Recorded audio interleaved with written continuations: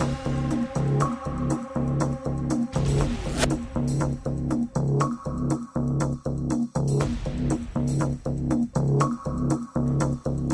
দর্শক, স্বাগত জানাচ্ছি চ্যানেল 24 এর নিয়মিত সরাসরি সম্প্রচারিত জিসকা ফার্মাসিউটিক্যালস নিবেদিত পিউলি মেডিকেল 24 দেখবার জন্য। আপনাদের সাথে আছি আমি ডক্টর শর্মিন সুমি। দর্শক, বর্ষা মৌসুম এলেই আমরা আসলে বিভিন্ন ধরনের জ্বরের প্রকোপে থাকি, ব্যতিব্যস্ত হয়ে থাকি। এর মধ্যে ডেঙ্গু তো অন্যতম ছিলই, তার মধ্যে আরেক উপদ্রব যুক্ত হয়েছে চিকুনগুনিয়া। আমাদের আজকের আলোচনার বিষয়ও এই চিকুনগুনিয়া জ্বর। দর্শক, এই বিষয়ে যে কোনো প্রশ্ন করতে আপনারা কিন্তু আমাদের টেলিভিশনের চ্যানেলে দেখানো যে নম্বর আছে, স্ক্রিনে দেখানো নম্বরে সরাসরি যোগাযোগ করতে পারেন। আর আপনাদের জন্য জানিয়ে দিচ্ছি, আজকে আমাদের অনুষ্ঠানে উপস্থিত আছেন স্বনামধন্য মেডিসিন বিশেষজ্ঞ ডক্টর নন্দিতা পাল, সহযোগী অধ্যাপক হিসেবে আছেন মেডিসিন বিভাগে শহীদ সোহরাওয়ার্দী মেডিকেল কলেজ এবং হসপিটালে। স্বাগত জানাচ্ছি আপনাকে আমাদের আজকের অনুষ্ঠানে। ধন্যবাদ আপনাকেও। এবং চ্যানেল 24 এ যারা নিয়মিত দর্শক এবং যারা দেখছেন তাদের সবাইকে শুভেচ্ছা আজকের অনুষ্ঠানের জন্য, আমাকে আমন্ত্রণ করার জন্য।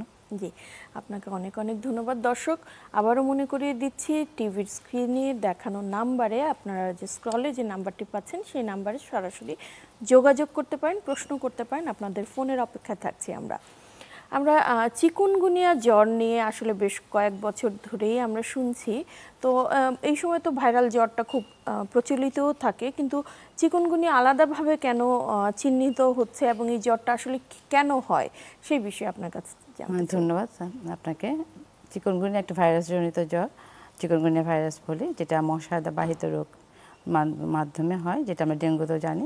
একই মশা এডিস ইজিপ্টি দিয়ে এই মশাটার মাধ্যমে ভাইরাসটা আমাদেরকে আক্রান্ত করে। সাধারণত দেখা যায় যে চিকুনগুনিয়া ভাইরাসের জ্বর ডেঙ্গুর সাথে, ডেঙ্গু জ্বর যেহেতু আমাদের অনেকদিন ধরে আমরা সবাই পরিচিত, কিন্তু চিকুনগুনিয়ার সাথে আমরা একটু কম পরিচিত। আমাদের 2017 সালে একবার এটা আউটব্রেক হয়েছিল। এখন আবার এবছর দেখা যাচ্ছে খুব রোগীরা আসছে জ্বর নিয়ে, প্রথমে ওরা বুঝতে পারে না এত তীব্র ব্যথা নিয়ে আসে সাধারণত। এই জন্য এটা আলাদা করার জন্য আমাদের অনেক সময় চিকুনগুনিয়া জ্বরটা আমাদেরকে আলাদা করে চিন্তা করতে হচ্ছে। আমরা যে ডেঙ্গুর কথা শুনে আসছি বা দীর্ঘদিন ডেঙ্গুর একটা আতঙ্ক কাজ করতে, এখন তার সাথে চিকুনগুনিয়া যুক্ত হয়েছে। এই দুটো অসুখী তো আসলে জ্বরটাই তো আসলে ভাইরাস দিয়ে হচ্ছে আপনি বলছিলেন। তো পার্থক্য কি আসলে দুটার ডিজিজ প্রসেসের মধ্যে? একটু পার্থক্য আছে, একটু পার্থক্য জানা থাকলে রোগীরা সচেতন হবে ও আতঙ্কিত হবে না। পার্থক্য একটা, দুটাতেই তীব্র জ্বর ওঠে এবং একটা পার্থক্য ভীষণ প্রচণ্ড হাত জয়েন্টে ব্যথা থাকে, গিরাগুলোতে, বিশেষ করে পায়ের পেশিতে এবং জয়েন্টে ব্যথা থাকে খুব বেশি, কোমরে ব্যথা থাকে। আর চিকুনগুনিয়াতে সাধারণত শরীর ব্যথা থাকে, বাট এ তো তীব্র ব্যথা থাকে না। মাথা ব্যথাটা একটু কম থাকে, কাশি টাশি থাকে না। ব্যথা এত তীব্র ব্যথা থাকে অনেক সময় বিছানা থেকে রোগী নামতে পারে না এবং ডাক্তারের কাছে আসে হুইল চেয়ার নিয়ে। তখন আমাদেরকে চিন্তা করতে হবে যে এটা চিকুনগুনিয়া কিনা। মানে জ্বরটাও মানা যায়, কিন্তু মাথা, শরীরের গিরাগিরা ব্যথা এটা অনেক বেশি আসলে আক্রান্ত করে। তো এই বিষয়ে একটু জানতে চাই যে আমরা শুনেছি ডেঙ্গুর ক্ষেত্রে সাধারণত প্রথম 3 দিনের মধ্যে রক্ত পরীক্ষা করার একটা তাড়া থাকে। চিকুনগুনিয়ার ক্ষেত্রে আপনারা কি ধরনের পরীক্ষা নিরীক্ষা করেন? যেহেতু আমাদের দেশে আমরা সবাই ভাইরাস ফিভার ডেঙ্গুটা বেশি জানি যে আক্রান্ত হয়ে, সেই জন্য আমাকে ভয় পাই। আর তাছাড়া হচ্ছে যে জয়েন্ট পেন যখন নিয়ে আসে তখন আমাদেরকে আলাদা করতে হবে। এই জন্য ডেঙ্গুর যে চিকিৎসা আমরা দিই, চিকুনগুনিয়া সেই চিকিৎসাটা একটু ব্যতিক্রম দিই। এই জন্য আমাদের আলাদা করে যদি আমরা জানতে পারি যে ডেঙ্গু না, তখন ব্যথা কমানোর উপশমগুলোর জন্য আমরা চিকিৎসা দিতে পারি। এই জন্য আমাদের ডেঙ্গুটাকে প্রথম পরীক্ষা করে দেখতে হয় ডেঙ্গু নাই। সেক্ষেত্রে চিকুনগুনিয়া এবং ডেঙ্গুর ক্ষেত্রে কি চিকিৎসা পদ্ধতিগুলো সেম থাকে নাকি কোনো পরিবর্তন থাকে? অনেক পার্থক্য থাকে। আমরা জানি ডেঙ্গুতে আমরা প্রেশার কমে যায়, ব্লাড প্রেশার কমে যায়, রক্তক্ষরণ হয়, এই জিনিসগুলো এখানে কম থাকে এবং হসপিটালে ভর্তির তীব্রতা কম থাকে। হসপিটালে ভর্তি হয়ে যাওয়া অত আর্জেন্সি না। ডেঙ্গুতে যেমন আমরা প্রেশার কমে যায় পেশেন্টের মৃত্যু ঝুঁকি বেশি থাকে, এই ক্ষেত্রে হচ্ছে মৃত্যু ঝুঁকি নাই কিন্তু শারীরিক কষ্টের ঝুঁকি বেশি। এই জন্য আমাদেরকে এটা আলাদা করে দেখতে হয় যে আমাদের ডেঙ্গু নেই, এটা বোঝার পর আমরা ব্যথার চিকিৎসাটা দিতে পারি।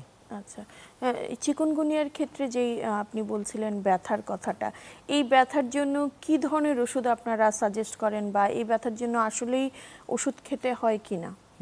হ্যাঁ, অবশ্যই এটা নির্ভর করে আসলে মাত্রাটার উপরে, কারো তীব্র থেকে কারো অল্প মাত্রা, স্বল্প মাত্রা, দীর্ঘমেয়াদী থাকে, কারো তীব্রতা বেশি থাকে।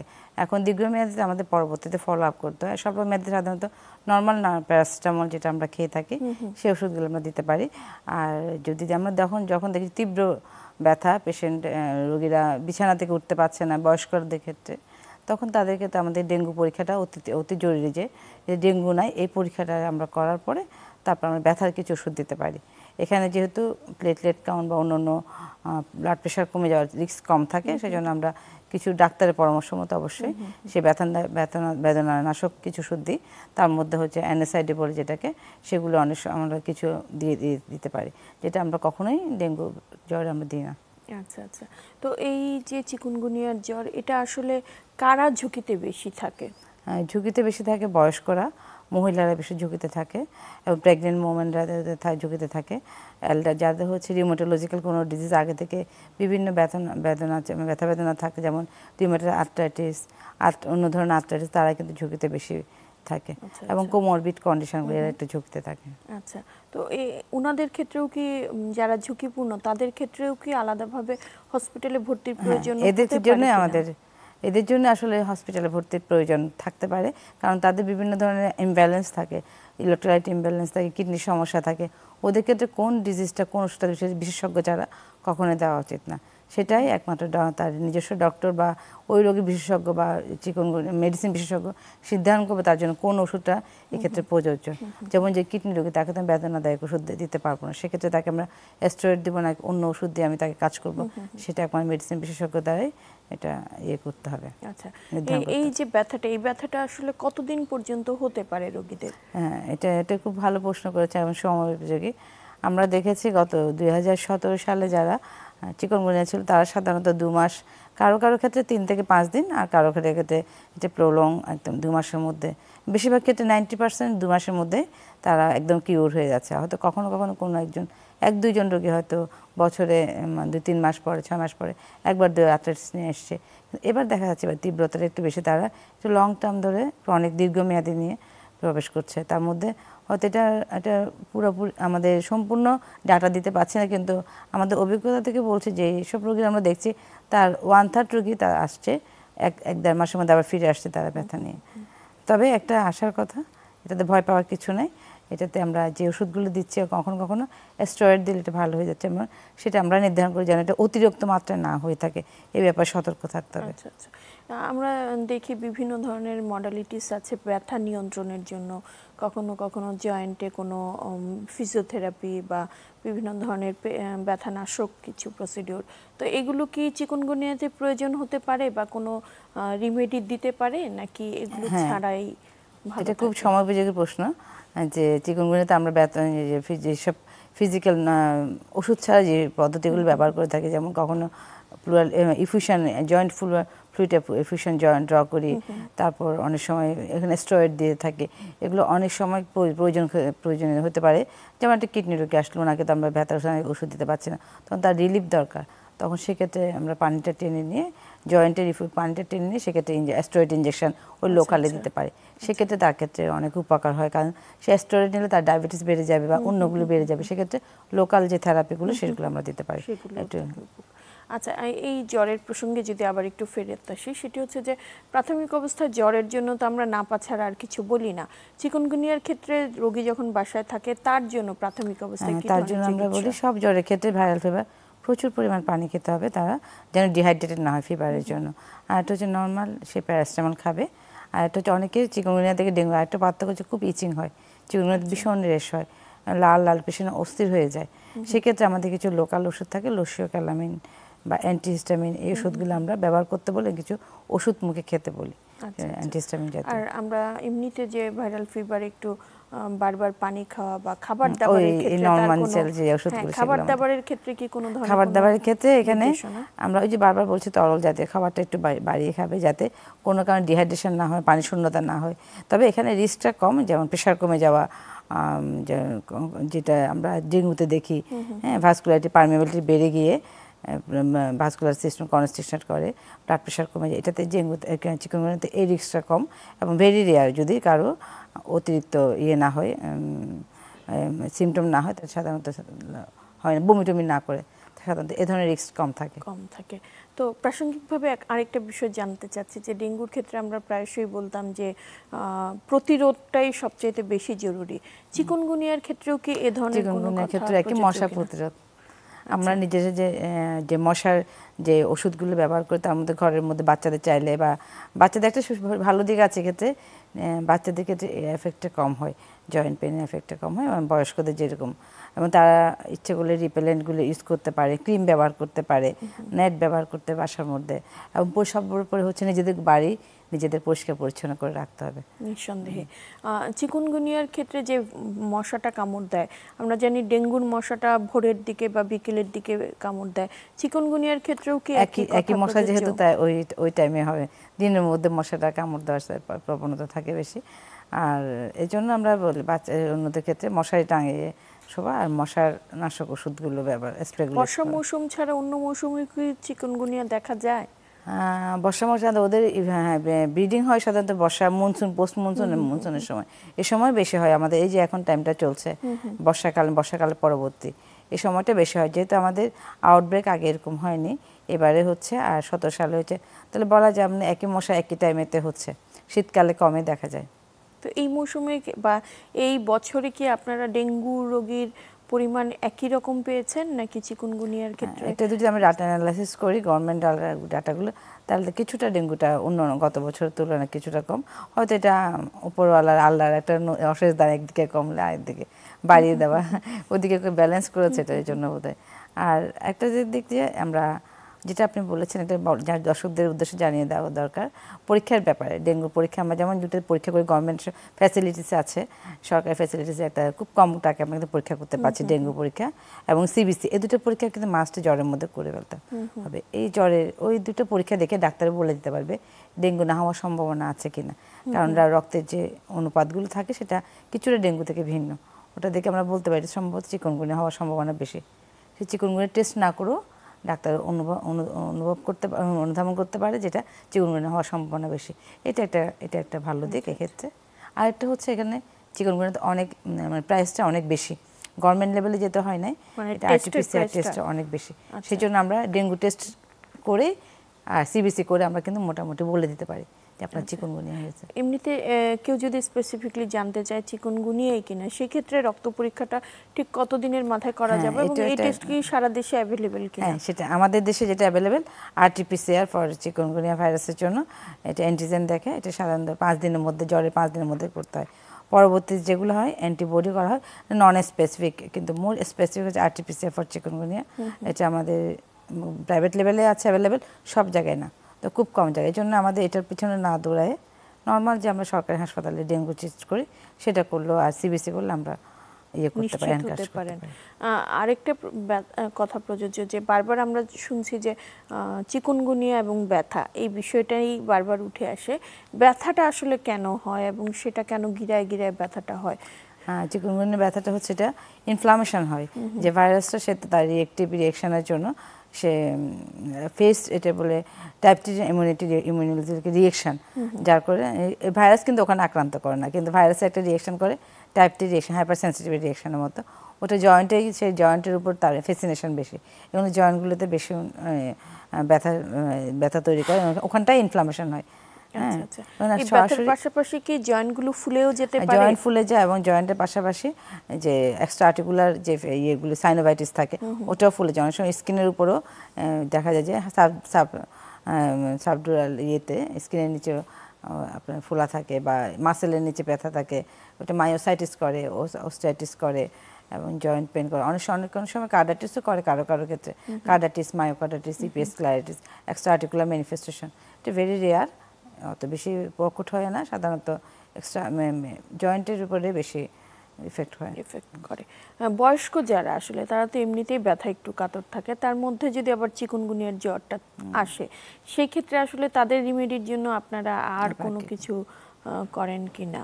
হ্যাঁ, এটাও একটা আমাদের জন্য, এখন তো আসলে এল্ডারলি রোগীদের পরিমাণ বেড়ে গেছে আগের তুলনায়। আমাদের বয়সও বেড়ে, এখন মানে এখন যে সার্ভাইভালিটি রেট বাংলাদেশের 73 মতো, তাহলে অনেক আমরা বয়স্ক নাগরিক পাচ্ছি, তাদের জন্য বেশি আমাদের চিকুনগুনিয়াটা বেশি সবচেয়ে বেশি প্যাথেটিক, তাদের কষ্টটা অনেক বেশি হয়। সেক্ষেত্রে তাদেরকে হচ্ছে প্রচুর তাদের রেস্টে রাখতে হবে, বেশি অ্যাক্টিভিটিসে থাকতে পারবে না, এবং প্রচুর পরিমাণ পানি খাবে, নর্মাল প্যারাসিটামল খাবে।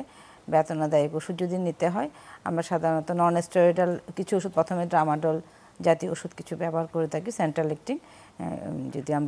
যদি না জানা থাকে এত ব্যথা, সেক্ষেত্রে আমরা ট্রামাডল ইউজ করতে পারি সেফ ড্রাগ হিসাবে।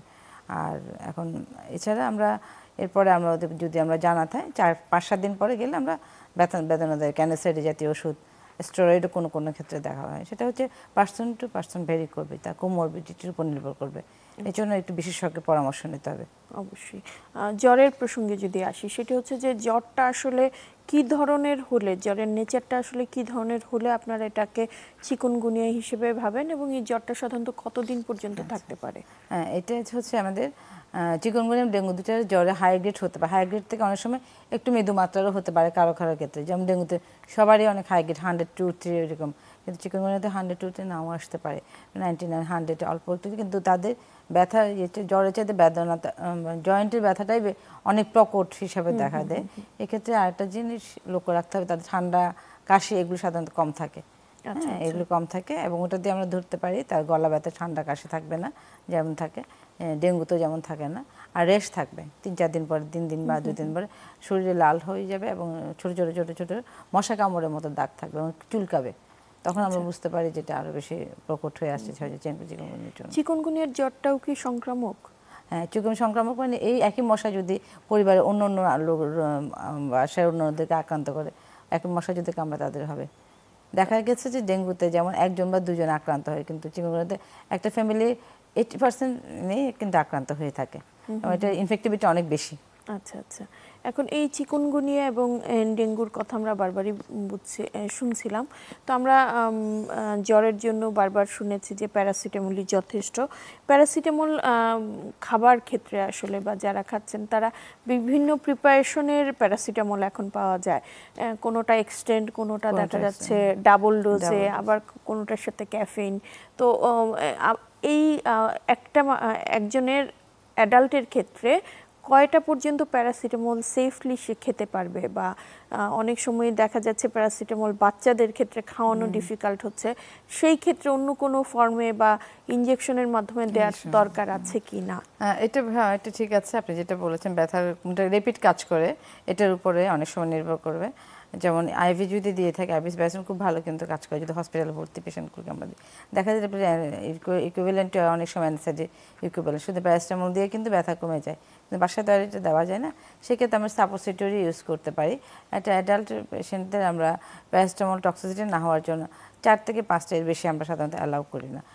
যদি সেই ক্ষেত্রে 1000 মিলিগ্রামের যে এটা থাকে, সেই প্রিপারেশনটা খেতে গেলে দিনে 3টার বেশি দেওয়া যাবে না। এবং আমরা তো বলে থাকি যে আরো হাই গ্রেড হলে সাপোজিটরি ব্যবহারের ক্ষেত্রে, সেই ক্ষেত্রে কি এই ওরাল ফর্ম এবং সাপোজিটরি দুটারই যে কোনো একটা চয়েস করতে হবে। যদি আমি সাপোজিটরি ইউজ করি সেক্ষেত্রে ওরাল ফর্মটা আমার ওই মুহূর্তে বন্ধ রাখতে হবে। আরেকটি খেয়াল রাখতে হবে প্যারাসিটামল টক্সিসিটি যাতে না হয়, এই জন্য অনেকের লিভার যাদের খারাপ বা লিভারের কোনো ডিজিজ তাদেরকে দেওয়ার ব্যাপারে সতর্ক থাকতে হবে।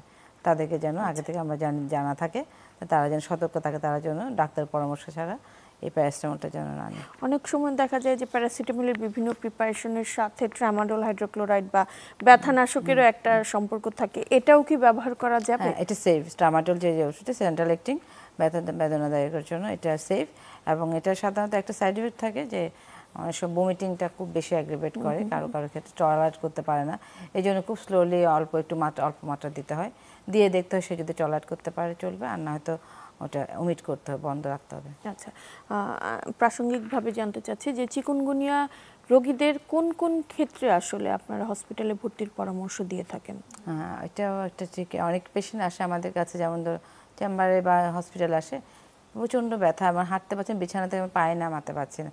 ওরা যতটুকু না পা নামাতে পারছে, ভয়ের জন্য আরও বেশি তারা আসতে চায় যে হসপিটালে ভর্তি চায়। এটা কিন্তু ভর্তির আসলে ইন্ডিকেশন নাই, যে যদিও যত ব্যথা থাকে ব্যথা 2 দিন সে যদি রেস্টে থাকে, বেতনাদায়ক ওষুধ বাসায় খায়, হসপিটালে লোড নেওয়ার দরকার নেই। কারা ভর্তি হবে? যাদের কোমরবিডিটি আছে, হ্যাঁ, তাদের বিভিন্ন ধরনের রোগ আছে, তাদের ওষুধগুলো চ্যালেঞ্জ করে দিতে হবে আমাদেরকে, আমাদের সিমিলার করে দিতে হবে, মানে কাস্টমাইজ করে দিতে হবে সেই ধরনের রোগী, যেমন তাদের অনেক বেশি uncontrol diabetes, uncontrolled hypertension, kidney রোগী, আগে ক্যান্সারের রোগী, তারপর তার বিভিন্ন অন্যান্য ক্রনিক লিভার ডিজিজে ভুগছেন, তাদের ক্ষেত্রে বাসায় চিকিৎসা না নেওয়া ভালো, এবং যারা খেতে পারছেন না বা বমি করছেন তাদের ক্ষেত্রে দেওয়া হয়। আমরা শুনছিলাম যে প্রেগনেন্ট যারা তাদেরও একটা ঝুঁকি থাকে, তো প্রেগনেন্সির ক্ষেত্রে আপনার প্রাথমিক অবস্থায় তো দেখা যায় যে যে কোনো ধরনের ওষুধ পরিহার করতে বলেন, তাদের ক্ষেত্রে তো আসলে চিকিৎসাটা বেশ চ্যালেঞ্জিং হয়ে যায়। কিভাবে আপনারা এই প্রেগনেন্সির সবচেয়ে বড় চ্যালেঞ্জ ফিভার। ফিভার যদি অনেক হাই গ্রেড থাকে সেটা কিন্তু একটা প্রেগনেন্সির জন্য একটা মারাত্মক ক্ষতিকর, বাচ্চার জন্য ক্ষতিকর, বাচ্চার আইওডি হতে পারে বা বাচ্চা মারা যেতে পারে, পেটের মধ্যে ছোট হয়ে যেতে পারে, বাচ্চার ইনফেকশন যতটুকু না, প্রায় জ্বরের জন্য জ্বরটা কমাতে হবে। হয়তো ব্যথা বেদনার জন্য আমরা সিম্পল প্যারাসিটামল দিতে পারি, অনেক ক্ষেত্রে আমরা অ্যানেসাইডিও দিতে পারি, বাট লাস্ট ট্রাইমেস্টার এসে সেটা আমাদেরকে অ্যাভয়েড করতে হবে। লাস্ট ট্রাইমেস্টারে প্যারাসিটামল যাতে প্যাটার্ন ফোর ডাক্তার আর্টারিওসিস না হয়।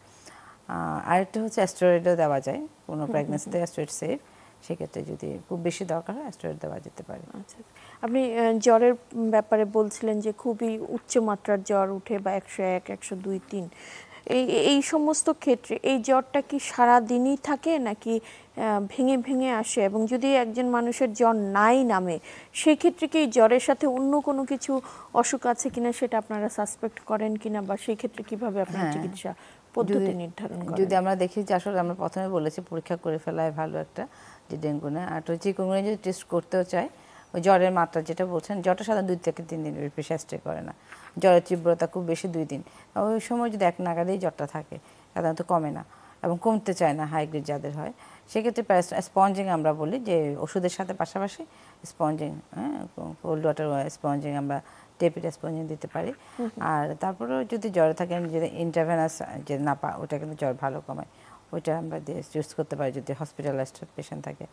আর জ্বর যদি 3-4 দিন বেশি এক্সটেন্ড করে, তাহলে আমাদের আদার পরীক্ষাগুলো করে দেখতে হবে অন্য কোনো কারণে জ্বর আসছে কিনা। ভাইরাস ছাড়া তো আরও অনেকগুলি কারণে হতে পারে, অন্য কোথাও ফোকাস থাকতে পারে সেটা, তাহলে সেক্ষেত্রে অ্যান্টিরিক থেকে আরম্ভ করুন ডিজিজগুলো তখন ক্লিনিশিয়ান ঠিক করবে।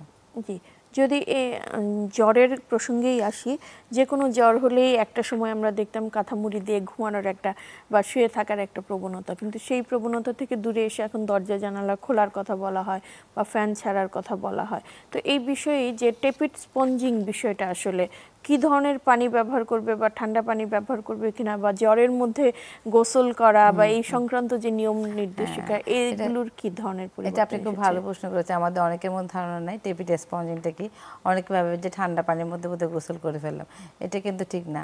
এটা টেপিড স্পঞ্জিং হচ্ছে পানিটা হবে ওয়ার্ম, একটু হালকা ইস্যুদুষ্ণ পানি, যেটা দিয়ে আমি শরীরটা তাপটা টেনে নিতে পারে। কিন্তু যদি আমি ঠান্ডা পানি দিয়ে, এটা হঠাৎ করে ভেজো কনস্ট্রিকশন বলে রক্তনালী সংকুচিত হয়ে পেশেন্টের আরও ভেজোডাইলেশন হয়ে পরবর্তীতে আর শকে যেতে পারে, সুতরাং ওটা কুল ওয়াটার আসলে কিন্তু ইউজ করা হয়নি, একটু ওয়ার্ম করে একটু হালকা একটু মৃদু তাপমাত্রায় করে ওটা দিয়ে স্পঞ্জ করতে হয়। এটাতে তাহলে একদম গোসল করা সে ঠিক না, ওই টেপিড স্পঞ্জিং ওয়ার্ম ওয়াটার দিয়ে করতে হবে। জি, আমরা আমাদের সাথে দর্শকদের অনেকগুলো ফোন পেয়েছি, তার মধ্যে একজন দর্শকের ফোন আমরা নিয়ে নিচ্ছি। হ্যালো। আসসালামু আলাইকুম। ওয়ালাইকুম আসসালাম। জি দর্শক বলুন। জি ম্যাম, আমি জানতে চাচ্ছি, আমার অনেক আগে একবার চিকুনগুনিয়া হয়েছিল 2018 সালের দিকে, তখন এখন আমার মাঝে মাঝে ওইটারই এখনো পায়ের ব্যথা হয়, কোমর ব্যথা এবং শরীর ব্যথা থাকে, মাঝে মাঝে ধরেন পা ফুলে যায়।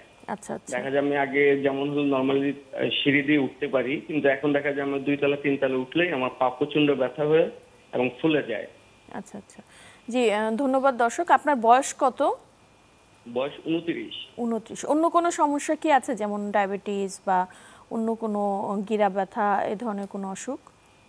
না, এই ধরনের কোনো ইয়ে নাই, কিন্তু পায়ের গিরাটা শুধু ব্যথা করে আর কি। আচ্ছা আচ্ছা। দর্শক আপনি কি কোনো প্রশ্ন করতে চান দর্শককে? হ্যাঁ, আপনার যে ব্যথাটা আছে সকালের দিকে নিশ্চয়ই ব্যথাটা বাড়ে ঘুম থেকে ওঠার পরে? জি, সকালবেলা। আপনার কোমরে ব্যথা থাকে? জি, কোমরে একটু ব্যথা। আচ্ছা, আপনার ফ্যামিলিতে যদি কারো বাত জাতীয় রোগ থাকে, আপনার ফ্যামিলি এবং আপনার অন্য আত্মীয় স্বজনের মধ্যে থাকতে পারে। অনেক সময় আগে থেকে ক্রনিক কোনো রিউমাটয়েড আর্থ্রাইটিস বা সেরোনেগেটিভ স্পন্ডাল আর্থ্রোপ্যাথি থেকে যেতে পারে, সেক্ষেত্রে তাদের ক্ষেত্রে একটু এই উপশমটা একটু বেশি থাকে। তো আবার অনেক সময় যদি যাদের ব্লাড প্রেশার থাকে বা ফ্যামিলিতে হাইপার ইউরিক অ্যাসিড বেশি থাকে, তাদের ক্ষেত্রে ব্যথাটা একটু প্রকট হতে পারে। এটা একটু আমাদেরকে দেখে নিতে হবে যে এগুলো আছে কিনা।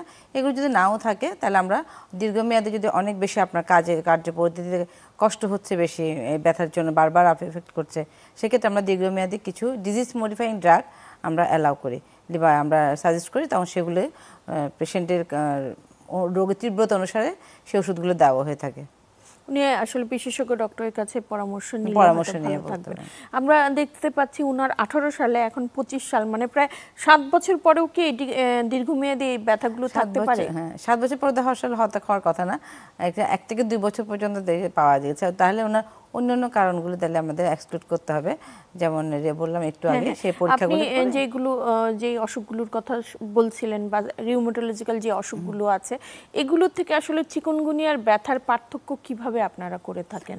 যেটা পার্থক্য আছে, যেমন অন্যান্য রোগগুলোতে সাথে এক্সট্রা আর্টিকুলার ম্যানিফেস্টেশন থাকে, চোখের সমস্যা থাকে, কখনো কোনো চোখ লাল হয়ে যায়, ওর হার্টে ধরতে পারে মায়োকার্ডাইটিস, এপিকার্ডাইটিস, এবং তাদের অনেক লাংস ইনফেকশন, লাংসে ইনভলভমেন্ট থাকে। এগুলো দীর্ঘমেয়াদী কিছু পরিবর্তন হয়, যেটা চিকুনগুনিয়াতে হয় না।